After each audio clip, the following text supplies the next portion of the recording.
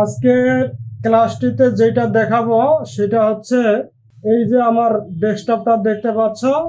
ডেস্কটপে আমার অনেক কিছু ফাইল ছিল, সেই ফাইলগুলো এখন আর দেখাচ্ছে না, কিন্তু আমার কাছ থেকে সেই ফাইলগুলো ডিলিট হয়ে যায় নাই।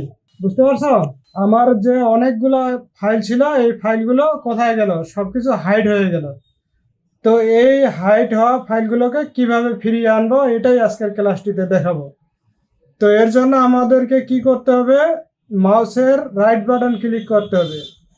মাউসের রাইট বাটন ক্লিক করার পরে এরকম একটা পপ আপ উইন্ডো আসবে। এখানে উপরের দিকে যাব ভিউ। ভিউ থেকে হাতের ডান সাইডে যে পপ আপ মেনুটা আসবে তার নিচে লেখা আছে শো ডেস্কটপ আইকন সেটিং।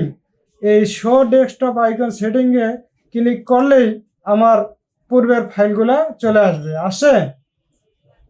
তো এই ছিল আজকের ভিডিও, যে সামান্য একটা সেটিংয়ের জন্য অনেক হয়রানির শিকার হতে হয়। ডেস্কটপের সব কিছু হাইড হয়ে যায়, পরে আর সেটাকে কিভাবে ফিরিয়ে আনবো সেটা জানা থাকে না। তো আজকের পর থেকে আর ভুল হবে না।